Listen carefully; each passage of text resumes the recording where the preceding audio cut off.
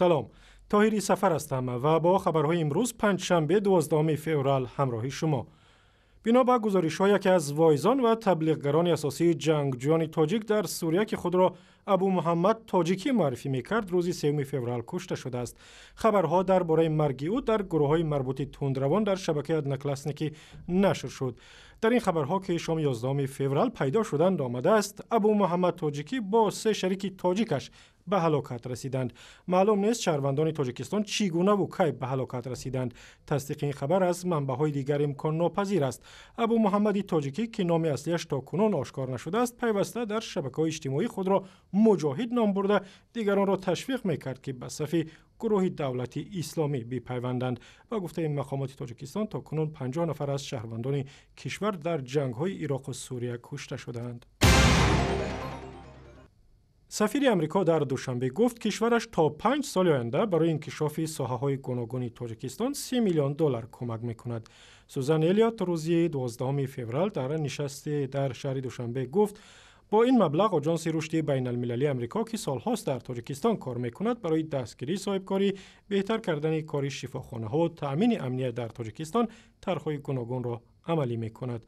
سفیر امریکا که همراه با عثمانزاده وزیر انرژتیک و ذخیره‌های آبی تاجیکستان صحبت می‌کرد گفت برنامه‌ها برای تأمین اهالی تاجیکستان با نیروی برق هم عملی می‌شوند. ما از تمام کشورهای منطقه از جمله تاجیکستان و کشورهای پایان‌آب دعوت می‌کنیم که در حل مسئله‌های مربوط به انرژتیک و استفاده مشترک ذخیره‌های آبی همکاری کنند. با قول سفیر امریکا در دوشنبه بخشی از مبلغها همچنین برای مستحکم کردن پاسبانی مرزی تاجیکستان و افغانستان و مبارزه با تروریسم و همین گونه مبارزه با قاچاق مواد مخدر صرف می شود. در نشست در پایتخت تاجیکستان نمایندگان حکومت و سازمان‌های بین‌المللی و جامعه مدنی حضور داشتند. کمیسیون مرکزی انتخابات تاجیکستان یک جوان 27 ساله را به حیث نامزد به مقام وکیلی در پارلمان ثبت نام کرد. عادل لطایف ختم کرده دانشگاه طبی تاجیکستان و طبیب بیماری‌های گرده می‌خواهد وکیل مجلس نمایندگان شود، اما حالا برای گذاشتن گروپولی مبلغی کافی نداشته است. او روز 12 فوریه به رادیو آزادی گفت ماشینش را به فروش گذاشته است تا پول آن را برای معرکه انتخاباتی و سپردن گروپولی خرج کند. از حیات فعالیت کاری او خواندم، بسیار ذوقمند شدم و خواستم که کاری او آن کس رو دوام دهم. عادل لطایف نبیره نصرت الله مخصوم از اولین رهبران جمهوری تاجیکستان در زمان شوروی است. انتخابات مجلس نمایندگان روز 1 مارس برگزار می شود و در صورت پیروزی عادل جوانترین وکیل مردمی در تاریخ معاصر تاجیکستان می شود.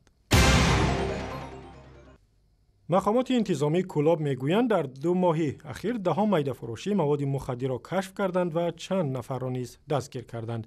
با گفته آنها ضمن عملیات‌های مخصوص 64 نقطه فروش افیون و هروئین و بانک آشکار شده است و 44 فروشنده و استفاده برندگان مواد مخدر نیز دستگیر شدند. شخصی مطلع کسری نشمندی هستند وارد شده است.